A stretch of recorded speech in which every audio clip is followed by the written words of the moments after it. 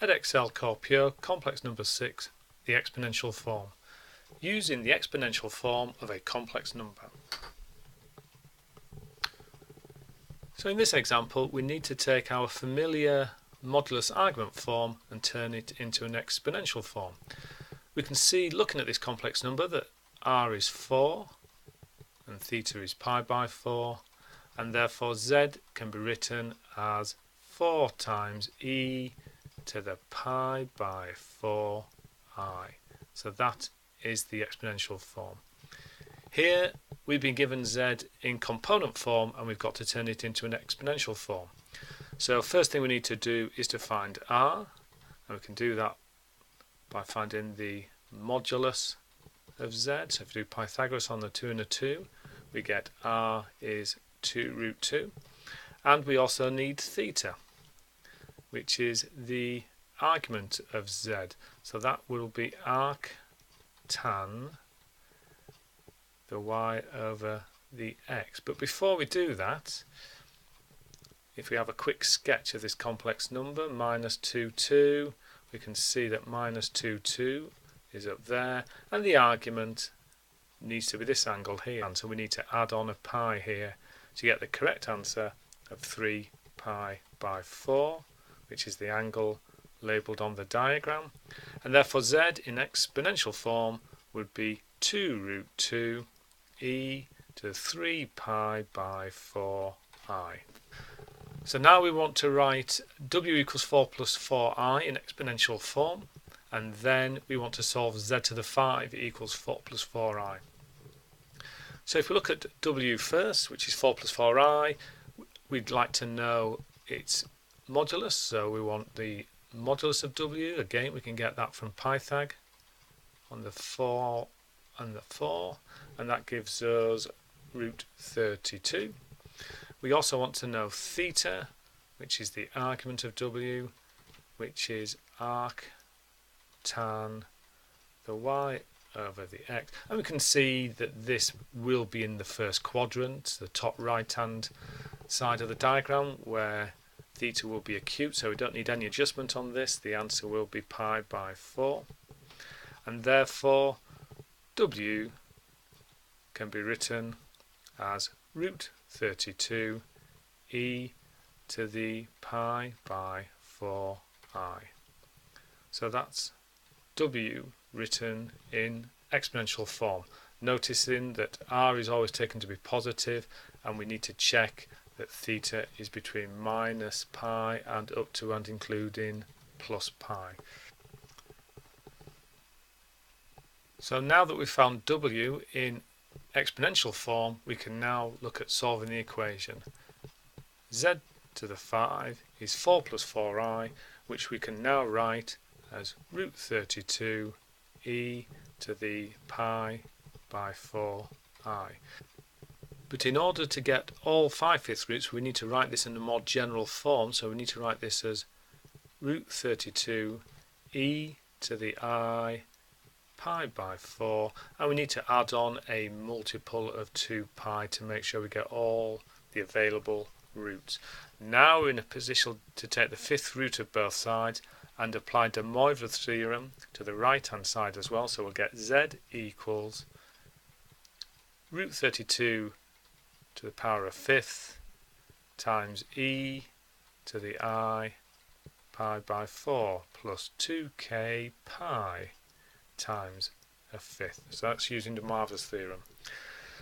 This again can be just tidied up before we go any further. So simplifying, the 5th root of root 32 is root 2, and I'm just going to tidy up this angle as well as pi by 20 plus 2k pi over 5. So now we're looking at different values of k. So in k is 0, we get the first of our solutions, so I'm going to call that z1, which will be root 2, and replacing k with 0, we get e to the pi by 20i. So there's the first of our solutions. When k is 1, so I'm going to call this the second answer, z2 is root 2 e, and when k is 1, we get 9 pi by 20i. So that's our second answer. K is 2, so this is the third solution, is root 2 e to the 17 pi by 20i. And we've got to be careful with the next one. If we just carried on with k is 3, then we would end up with an angle which was bigger than pi. So in order to make sure we get a principal angle, a neat thing is to go backwards from 0 and try -1 instead of k is 3. So when k is -1, we get our fourth answer. Without needing to adjust the answer, we will correctly get e to the -7 pi by 20. You can see that that is an acceptable principal argument which doesn't need changing. Likewise, instead of doing the next value, I'm going to go backwards again. I'm going to do k is -2 to get my fifth answer. And the fifth answer would be to the power -15 pi by 20i. So they are our 5 solutions to the original problem. So you can see here that we wrote w in exponential form, and we needed to generalize that argument in order to make sure we got all 5 fifth roots. Then we took the fifth root of both sides to get it in this neat form. We started off with k is 0, k is 1, k is 2, and then if you can see that we're very close to pi already there, so by going back to k is -1 and k is -2 instead, it allows you to get principal arguments. So here there's 2 parts of this example. We need to show that this statement is true and then hence solve this equation and put the answers onto an eigendiagram. So starting off with the left hand side, the obvious thing to do first would be to expand the brackets. So that gives me z to the 8. I'm going to collect some like terms together as well just to speed things up, minus e to the I theta plus e to the minus I theta times z to the 4. So I'm just collecting the z to the 4 terms. And then the last term is a positive. If I multiply these 2 terms together, the index is 0 and e to the 0 is 1. Now if we look at this bracket closely, I can turn these exponential forms back into mod argument form. So this becomes cos theta plus I sine theta plus cos theta minus I sine theta. Make sure you're familiar with the e to the minus I theta form that I've just used here. Z to the 4 plus 1. These 2 terms cancel out and we get the required answer, z to the 8 minus 2 z to the 4 cos theta plus 1. So that's the first part satisfied. So we now know that that is true. We can use that when required. We can now go on to solve the equation. So the first thing to realise that if this is the equation we're solving, and we know something very interesting about this thing up here, then it must be the case that cos theta is a half, and therefore theta is pi by 3. So that will allow the equation we're trying to solve to match the original equation that we derived.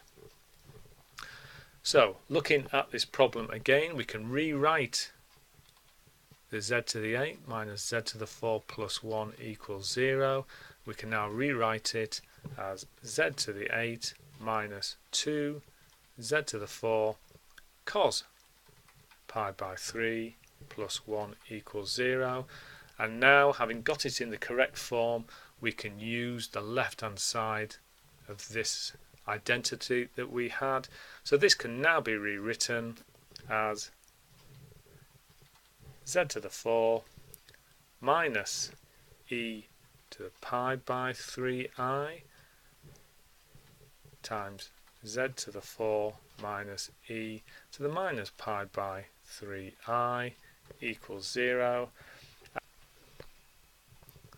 So now we can see that z to the 4 equals, I'm going to combine these two answers just to make it a bit neater to write, plus or minus pi by 3I, and we need this in a more general form first before we try taking the fourth root. So it's going to become plus or minus I pi by 3 plus a multiple of 2 pi, and then when we take the fourth root of both sides we will get z can be written as e to the plus or minus I